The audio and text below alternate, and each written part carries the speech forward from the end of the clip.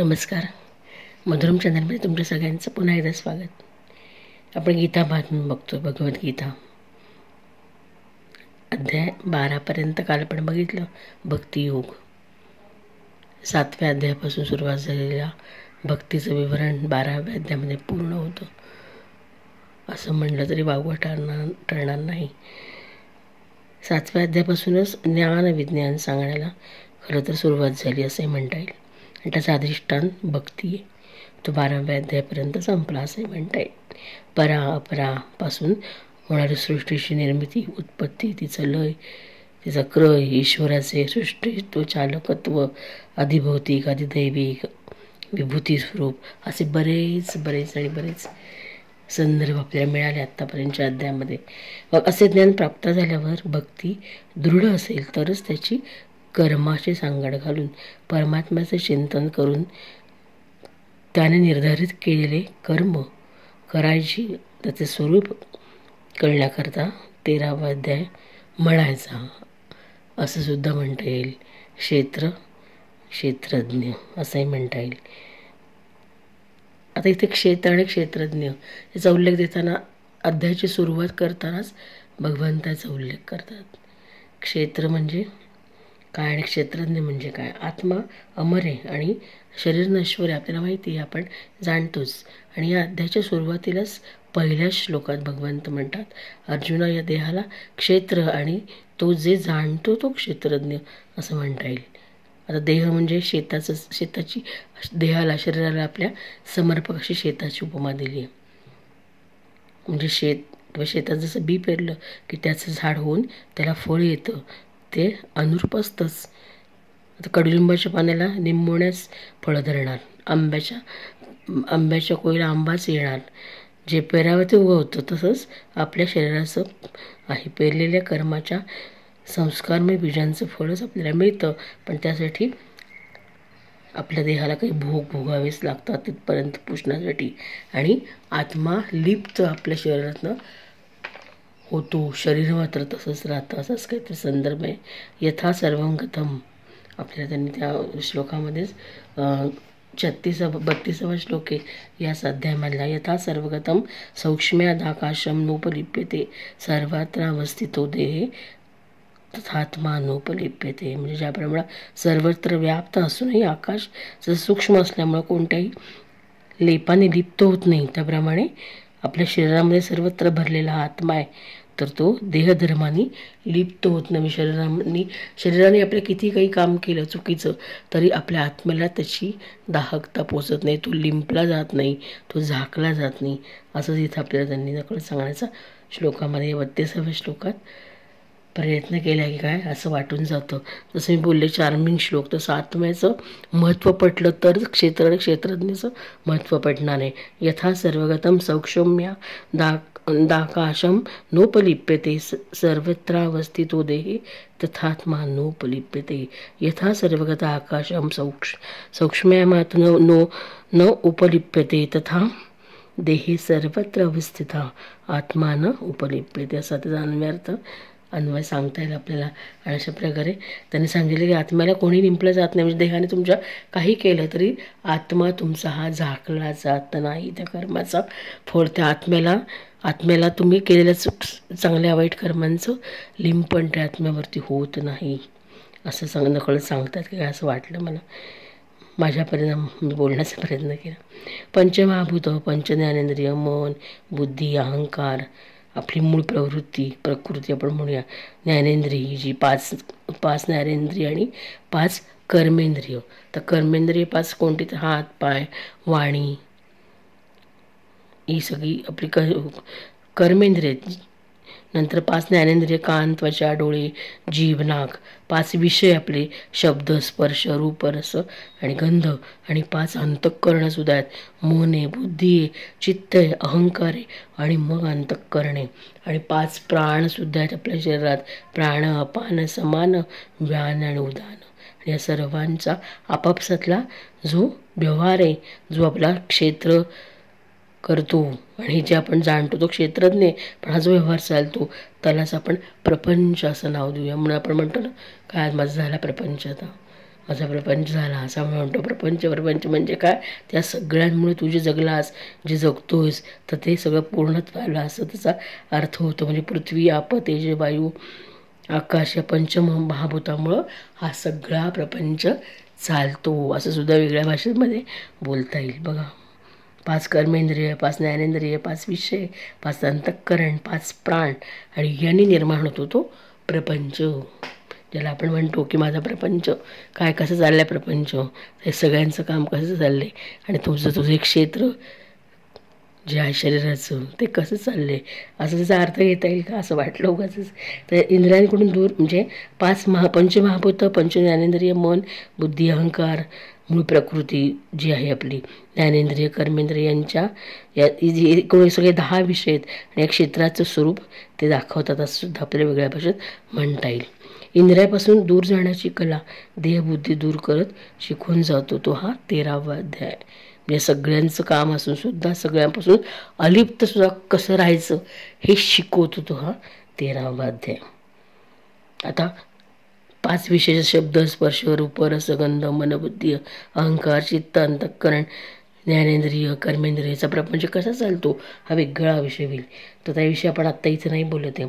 दुःखाच्या कारणांचा शोध घेणारा आणि त्याचं निराकरण करण्याचा मार्ग दाखवणारा 13वा अध्याय असं सोप्या भाषेत सांगता येईल. पुन्हा मग याच्यामध्ये ज्ञानी माणसानं कसं असावं हे पण सांगितलं आहे. ज्ञानी जसं सांगितलं की श्रीकृष्ण म्हणतो की मला ज्ञानी भक्त प्रिय आहे, पण ती ज्ञानी भक्ताची आपण व्याख्या वेगळी बघितली. तर इथं तो सांगतो ज्ञानाची लक्षणं, त्या ज्ञानी माणसाने कसं असावं, ज्ञानी म्हणजे काय, अज्ञानी म्हणजे काय, याचं वर्णन याच्यामध्ये बघायला मिळतं. तर हे सांगितलेलं आहे. तर या अध्यायामध्ये असं थोडासा विचार आपल्या याच्यामध्ये करता येईल. 13वा अध्याय. ऊन पाऊस असो, सागर न आटे न वाढे, आकाश सदा सर्वदा सारखेच असे, ज्ञानियाने ऐसे असावे, समचित्त राहावे. आता ज्ञानाने कसं असावं, तर असं मी थोडक्यात म्हणेन की किती पाऊस पडला, ऊन आलं तरी समुद्राला काही फरक पडत नाही. समुद्र कधी वाढतही नाही आणि कधी आटतही नाही. आकाश काय माहीत असं सारखं दिसतं, जरी ढग येऊन गेले, ढग आले नाही आले तरी ते त्याची जागा कधी सोडत नाही. तसंच ज्ञानाने असावं की सगळीकडे आपलं समचित्त राखून असावं असं पण म्हणता येईल का. ज्ञाननेय तोची ज्ञानाने प्राप्त होती, सर्वा हृदयी तोची परमात्रा वसी. म्हणजे ज्ञाननेय या सुद्धा कन्सेप्ट संदर्भ इथं सांगितले आणि सगळं ज्ञानामुळे प्राप्त होतं. तर इथं ज्ञाननेय संक्षिप्त सांगितले त्यांनी.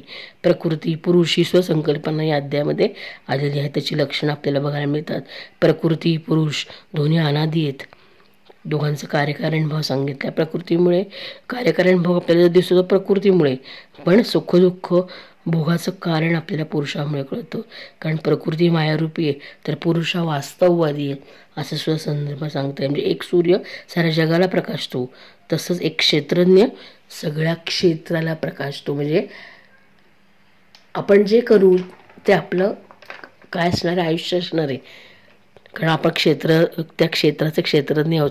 शेतामध्ये जे पीक कसं तुम्ही जसं घेणार, त्याची मशागत करणार, तसं ते पीक येणार. तसंच आहे आपल्या क्षेत्राला, जसं तुम्ही आकार देणार तसंच तो क्षेत्रज्ञ घडणार असं त्याचं वर्णन आपल्याला करता येईल. हे सगळं वर्णन या अध्याय 13व्या बघायला मिळतं. पुरुषाच्या स्वभाव सुखदुःखाच्या पार असणाऱ्या आनंदाचा तो अकर्ता म्हणून सांगितला जातो. तर सुखदुःखापासून वंचित स्थिर असतो, पण प्रत्यक्षात सुखदुःख भोगताना पण दिसतो. कोण? हा पुरुष. ज्ञात्या ते ज्ञेय हरवून जातो. प्रकृती आरसा समजून त्या पुरुषाचं प्रतिबिंब त्यात पडते. म्हणजे प्रकृती ही आरसा आहे आणि त्या पुरुषाचं प्रतिबिंब, त्याच्या जगण्याचं सगळं प्रतिबिंब कशामध्ये पडतं? त्या प्रकृतीमध्ये पडतं. अशी कल्पना आपण केली आणि त्यालाच जर सत्य समजलं तर तो सुखदुःख झेलतो. कारण या देहाला भोग भोगावेच लागतात, तरच तुम्हाला त्यातनं सुटका आहे असं आपण म्हणतो की नाही. म्हणजे तसंच की या पुरुषाला हे सगळे भोग भोगावे लागतात आणि त्याचं प्रतिबिंब प्रकृतीच्या आरशामध्ये पडतं असं सुद्धा वेगळ्या थोड्याशा भाषेत बोलता येईल. म्हणजे देह तादात मिळालं की दुःख आलंच. गुंतणं म्हणतो आपण एखाद्या गोष्टीमध्ये. मनाशी एकरूप झालं की मानसिक व्यथाही आलीच. बघा ना, एखाद्या वस्तूमध्ये भौतिक गोष्ट असेल, एखादा माणूस असेल, व्यक्ती असेल, त्याच्यामध्ये गुंतलं की आपल्याला त्याच्याबरोबर अनेक व्यथासुद्धा येतात. कधी आनंद येतो, कधी व्यथा येतात. सुख, दुःख, द्वेष, इच्छा, चेतना, धृती म्हणजे धारणा आपली, हे सगळे या आपल्या क्षेत्राचे, शरीराचे विकार आहेत. 5 कर्म, 5 ज्ञान, बुद्धी, अहंकार, मन अशी 36 क्षेत्र आहेत. एकूण क्षेत्राचे विकार आहेत 36. या आपल्या क्षेत्राचे विकार आहेत आणि सगळ्यापासून अलिप्त राहून साक्षीभावानं जर बघितलं किंवा बघा असा सल्ला नकळत या 13व्या अध्यायामध्ये परमेश्वर देव पाहतोय का, असंच वाटतं. खूप खूप चांगले उल्लेख याच्यामध्ये आलेले आहेत. म्हणजे आता खऱ्या अर्थानंच अर्जुन हा भक्तियोग समजल्यानंतर त्याचं अर्जुन म्हणून, व्यक्ती म्हणून तो क्षेत्रज्ञ आहे. तेव्हा त्यांनी काय केलं पाहिजे याचं वर्णन नकळत भगवंत सांगतात. देह, मन यापासून बाजूला होत अलिप्त होणं म्हणतात त्याला. मन म्हणजे मी हे टाळणं, मन म्हणजे मी हे टाळणं क्षेत्राला जाणणारे क्षेत्रज्ञ असेच म्हणतात. म्हणजे स्वरूपाचं ज्ञान होणं आणि यातूनच हे अध्यात्म उलगडत जातं की काय, असं वाटतं. म्हणजे ज्ञानाची व्याख्या उलगडते. ज्ञान म्हणजे काय, त्या ज्ञानाचे सद्गुण कोणते आहेत हे उलगडतात. आता ज्ञानाचे सद्गुण म्हणल्यानंतर काय होतील रे, तर सद्गुण म्हणजे आपलं चांगलं वागणं. म्हणजे तुम्ही जे वागाल, तुमचं क्षेत्रज्ञ म्हणून तुम्हाला काय कळेल की मी काय केलं पाहिजे. तर इथं क्षेत्र म्हणजे नेहमीच्या ह्याच्यामध्ये जे आपण त्यांनी सांगितलं की शेतामध्ये जसं पीक लावतो आपण आणि ते पीक आल्यानंतर तेच पीक येतं, तसं क्षेत्र इथं देहाला जर क्षेत्र म्हणलं आपण तर क्षेत्रज्ञ म्हणून आपण जे त्यात पेरणार, मग ते सद्गुण आपण पेरले तर आपण सद्गुणी होणार. अभिमान, गर्व याचा अभाव असणं किंवा अहिंसा, क्षमाशीलता ही जनरल मूल्य आहेत आपली सगळी. जन्म, मरण, वार्धक्य, दुःख, रोग, नंतर भावना, अनासक्ती, अशा बरेच सद्गुण आपल्याला सांगता येतील. सगळ्यांचा परिपोष आपण केला तर त्याला ज्ञानरूप सद्गुण असं सुद्धा म्हणता येईल. पण ह्याच्यामधलं अध्यात्म मात्र कसं आहे की कायमस्वरूपी आहे आणि अशी बुद्धी असणं म्हणजेच तो माणूस ज्ञानी असणं असं सुद्धा म्हणता येईल. असं ह्याच्यामध्ये नकळत त्यांनी या अध्यायाच्याद्वारे सांगण्याचा प्रयत्न केला. 13वा अध्याय क्षेत्रज्ञ विभाग. तर ह्याच्यामध्ये त्यांनी क्षेत्र म्हणजे शरीर आपलं आणि तो जाणणारा म्हणजे कोण, तर क्षेत्रज्ञ याचा उल्लेख केला आहे. आणि सुख, दुःख याचा संदर्भ येतो, ज्ञानने याचा संदर्भ येतो. कारण दुःखाचं कारण दुसरं कोणीच नसतं, आपले आपणच असतो असं आपण म्हणलं तरी काही वावगं ठरणार नाही. तर अशा बऱ्याच गोष्टींचा उल्लेख उहापोह या 13व्या अध्यायामध्ये आपल्याला दिसतो. म्हणजे त्यासाठी साक्षी होणं, देह आणि मन यांच्यापासून स्वतःला वेगळं करणं. आपण वेगळे असतोच पण ते वेगळं ठेवण्याचा प्रयत्न करणं आणि जन्मोजन्मीच्या आपल्या त्या आत्म्याशी एकरूप होण्याच्या सवयीमुळं मीपणा म्हणजे मन, जसे बोलले मन म्हणजेच मी, अशा भ्रांतीत आपण राहतो आणि ते टाळणं म्हणजेच क्षेत्राला जाणणं आणि क्षेत्रज्ञ होणं असं सुद्धा म्हणता येईल का. असं थोडीशी त्याची पूर्वपीठिका आहे. कुठला अध्याय, 13वा अध्याय. आता आपण बघतो ते आपलं गीता महात्म्य, आपला मूळ विषय. तर तो आहे जो या आपल्या माध्यमातून जे बोलतो आपली सध्या चालू आहे ती मालिका, त्याच्यामध्ये मूळ आहे ते भगवद्गीतेचं महात्म्य गोष्ट आपण त्याची बोलतोय. 13वा अध्याय तो आपण बोलतोय, सुरू करतोय. तर श्री महादेव म्हणाले, पार्वती आता 13व्या अध्यायाचे महात्म्य, अगाध महात्म्य ऐक, त्यामुळे तुला खूप प्रसन्न वाटेल. दक्षिण दिशेकडे तेव्हा महादेव त्याला पार्वती मातेला या अध्यायाचं महत्त्व सांगून पुढे प्रसन्न ठेवायला मन सांगतायत. या नगरात दक्षिण दिशेकडे तुंगभद्रा नावाची एक खूप मोठी नदी वाहते आणि तिच्या तीरावर हरिहरपूर नावाचे एक सुंदर नगर बसले. हरिहर नावाने साक्षात भगवान शंकर विराजमान आहेत आणि त्यांच्या केवळ दर्शनाने परम कल्याण होत असते. आणि या नगरात हरिदीक्षित नावाचा एक वैदिक ब्राह्मण राहत होता. तो तपस स्वाध्यायात तत्पर असणारा वेदपारंगत विद्वान होता. त्याची जी पत्नी होती तिला तिच्या वागण्यानुसार लोक दुराचाराने म्हणत. ती पतीला बोलू नये असं बोलत असे. तिने पतीशी कधीच संबंध ठेवला नाही. तिच्या पतीकडे जे लोक येत त्यांनाही ती अपशब्द बोलत असे.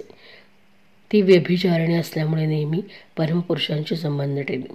एकदा शहरात लोकांची ये जा फार वाढल्यानं तिनं निर्जन व जाण्यास कठीण अशा वनात स्वतःच्या प्रियकराला भेटण्याचे संकेतस्थळ तयार केले. एकदा रात्री कोणी कामी पुरुष न भेटल्याने घराचे दार उघडून ती नगराबाहेरील संकेतस्थळी गेली. त्यावेळी तिचे मन कामतूर होते. तिने प्रत्येक लताकुंजात व अनेक झाडाखाली जाऊन प्रियकराचा शोध घेतला, पण तिला कोणीही भेटला नाही. तिचे सारे श्रम वाया गेले. तेव्हा तिथेच काही बाई बोलत रडू लागली आणि चहूकडे हिंडत प्रियकराच्या वेगामुळे आक्रोश करणाऱ्या त्या स्त्रीचा आवाज ऐकून एक झोपलेला वाघ जागा झाला आणि रडत रडत ती बसली त्या जागेहून टपकला. तिकडे ती स्त्री देखील त्याशी चाहूल ऐकून अंधारात वाघ आहे हे न कळल्याने कोणी प्रियकर झाला असावा असे वाटून घरातून बाहेर आली. तात्काळ वाघाने येऊन तिच्यावर नखाने प्रहार करून तिला जमिनीवर पाडले. अशा स्थितीतही तिने जोरात ओरडून त्याला विचारले, अरे वाघा, तू मला मारायला इथे का आलास? प्रथम याचे उत्तर तू मला दे, मग मला मार. तिचे बोलणे ऐकून प्रचंड पराक्रमी वाघ तिला खायचे सोडून जरा थांबला आणि हसत हसत म्हणाला, दक्षिणेकडे मला पहा नावाची एक नदी आहे. मला पहा नावाची एक नदी आहे आणि तिच्या तीरावर मुनिपर्णा नावाची नगरी बसली. तिथे पंचलिंग नाव असलेले साक्षात भगवान शंकर निवास करतात. त्याच नगरीत पूर्वजन्मी मी ब्राह्मण कुमार होऊन राहत होते. तिथे नदीच्या काठी बसून यज्ञाचा अधिकार नसलेल्या लोकांकडून यज्ञ करून घेऊन त्याचे अन्न खात असे. इतकेच नव्हे, कोण सांगते हे सगळं? बघा भाग. तर धनाच्या लोभाने मी नेहमी वेद पठणाचे फळे विकत असे. माझा लोभ इतका वाढला होता की मी इतर भिक्षुकांना शिव्या देऊन तिथून हाकलून देई आणि दुसऱ्यांना देण्यास योग्य नसलेले धनसुद्धा दुसऱ्याने दिले नाही तरी त्यांच्याकडून बळकावून घेई. कर्जावर रक्कम घेण्याचे निमित्त करून मी लोकांकडून द्रव्य घेऊन ते परत करीत नसे. होता होता मी वृद्ध झालो. केस पांढरे झाले, डोळ्यांना दिसायचं कमी झालं, दात पडले, तरी दुसऱ्यांकडून दान घेण्याची सवय काही सुटली नाही. ग्रहण, अमावस्या इत्यादी पर्वकाळी दान देण्याच्या लोभाने हातात दर्भ घेऊन मी तीर्थक्षेत्रावर जात असे. ते पुढे जेव्हा माझे शरीर थकले तेव्हा एकदा मी एका कावेबाज ब्राह्मणाच्या घरी काही मागून खायला मिळेल म्हणून गेलो. त्याचवेळी एक कुत्रा माझ्या पायाला चावल्याने मी मूर्छित होऊन जमिनीवर पडलो आणि मरण पावलो. त्यानंतर मला या वाघाचा जन्म आला. तेव्हापासून मी या घनदाट जंगलात राहत आहे. परंतु मला इथं पूर्वजन्मीच्या पापांची आठवण आहे. त्यामुळे मी भाग असलो तर धर्मशील, महात्मे, संन्यासी, साधू, पतिव्रता यांना खात नाही. परंतु दुष्ट, दुराचारी, पापी, व्यभिचारी स्त्रिया यांना अवश्य खातो. तू व्यभिचारी असल्यामुळं तुला मी अवश्य खाणार. इतकं बोलून आपल्या टोकदार नखांनी त्याने तिचे तुकडे तुकडे करून तिला खाऊन टाकलं. नंतर यमदूतांनी त्या पापणीला यमपुरीत नेलं. तिथे यमाच्या आज्ञेने त्या दूतांनी तिला अनेक वेळा मूत, विष्ठा, रक्त यांनी भरलेल्या कुंडात टाकलं. कोट्यावधी कल्पापर्यंत त्यात ठेवल्यानंतर तेथून काढून 100 मन्वंतरापर्यंत. आता पुन्हा वेगळा विषयी कल्प मन्वंतर म्हणजे काय? ब्रह्मदेवाचा एक दिवस म्हणजे किती वर्ष काय तो वेगळा विषय. मन्वंतरापर्यंत रवरव नरकात टाकले. नंतर चहूकडे तोंड करून दीनवेळेपणाने रडणाऱ्या त्या पापणीला तिथून काढून दहनानंद नावाच्या नरकात टाकले. त्यावेळी तिचे केस विस्कटले होते, तिचे शरीर भयानक दिसत होते. अशा प्रकारे घोर नरक यातना भोगून झाल्यावर ती महापापणी या लोकी येऊन चांडाळ योनीत जन्मली. तिथेही मोठी होत असता पूर्वजन्मीच्या सवयीने पूर्वीप्रमाणेच पापे करीत राहिली. नंतर तिला कोढ व क्षयरोग झाला. डोळे दुखू लागले. नंतर काही दिवसांनी ती पुन्हा हरिहरपूरला गेली. तिथे भगवान शिवांच्या अंतःपुराची स्वामिनी जंबका देवी झाली. तिथे वासुदेव नावाचा एक पवित्र ब्राह्मण होता. तो नित्य गीतेचा 13वा अध्याय म्हणत असे. त्या चांडाळीने त्या ब्राह्मणाचे दर्शन घेतले व त्याच्या तोंडून गीतेचा 13वा अध्याय ऐकला. त्यामुळे चांडाळ जन्मातून ती मुक्त झाली व दिव्य देह धारण करून स्वर्ग लोकाला गेली. बघा 13वा अध्यायाचं महात्म्य. क्षेत्रज्ञ. तुम्ही तुमचं जे देह करणार तेच तो भोगणार. म्हणून जे तुम्ही पेराल तेच उगवणार. चांगली कर्म केली तर चांगलंच फळ मिळणार. कर्म सिद्धांत काय हा वेगळा विषय पुन्हा. तर थोडक्यात तुमच्या लक्षात आलं असेलच 13व्या अध्यायाचं मर्म काय आहे. क्षेत्रज्ञ आपणच असतो, सगळं आपल्यातच. आपण जे करू त्याचं प्रतिबिंब कुठेतरी उपडणारच आहे, असंच नकळत सांगता येईल का. आता ह्याचं जास्त विवेचन आपल्याला इथे करायचं नाही, आपण पूर्वपीठिका बघतोय. त्यामुळे त्या जे तिने केलं ते तिला भोगावं लागलं. मग अनेक जन्म ती भोगतच राहिली आणि नंतर 13व्या अध्यायाचं गीतेच्या पठण मनन केल्यानंतर, ऐकल्यानंतर सुद्धा तिचा उत्कर्ष झाला किंवा ती त्याच्यामधून काय झाली, आपल्या पापातनं बाहेर पडले असं सांगते. म्हणजे क्षेत्रज्ञ हा भेद जाणणं हीच आपली खरी प्रक्रिया आहे. आणि ही आपण त्यासाठी ब्रह्मांड शोधन केलं पाहिजे असं सुद्धा म्हणता येईल. ब्रह्म म्हणजे काय, ब्रह्मांड म्हणजे काय, परमात्मा म्हणजे काय, आत्मा म्हणजे काय, असे बरेच संदर्भ गीतेमध्ये येत आहेत. मग क्षेत्रधारी कोण आहे, क्षेत्रज्ञ कोण आहे, क्षेत्रस्वामी कोण आहे, या सगळ्याचा विचार याच्यामध्ये येतो. 13व्या अध्यायात या सगळ्यांचा उहापोह आपल्याला बघायला मिळतो. म्हणजे पिंडी ते ब्रह्मांडी आपण असं म्हणतो, किंवा अहम ब्रह्मास्मी, ही मर्मच या 13व्या अध्यायात सांगितली की काय असं मला वाटून गेलं. तर असा हा आपला गीतेचाच 13वा अध्याय. त्याची पूर्वपीठिका थोडीशी पण बघितली. आणि का म्हणायचा 13वा अध्याय, कशासाठी म्हणायचा, आणि तिथून आपली कर्मसाधना कशी असावी, आपण काय पेरावं आपल्या व्यक्तिमत्वामध्ये, तर काय फुलून येईल, काय उगवून येईल याचा विचार केला. आणि जे करणार ते परत कुठेतरी आपल्याला भोगायचंच आहे, भोगायला लागणार आहे, हा पण विचार आहे. त्यामुळे रोजच्या दैनंदिन जीवनामध्ये सुद्धा काय करावं, काय करू नये याचं नकळत वेगळ्या दृष्टीने बोधसुद्धा आपल्याला याच्यामध्ये घेता येईल का असं नकळत वाटून गेलं. हा अध्याय वाचता गीतामधनं ऐकता तुम्हाला कळलं असेलच. उद्या भेटूच. सगळ्यांना पुन्हा एकदा माझा भावपूर्ण नमस्कार. श्रीकृष्णाला हा 13वा अध्याय अर्पण करते आणि आज इथेच थांबते. उद्या पुन्हा भेटूयास. धन्यवाद. जय श्रीकृष्ण.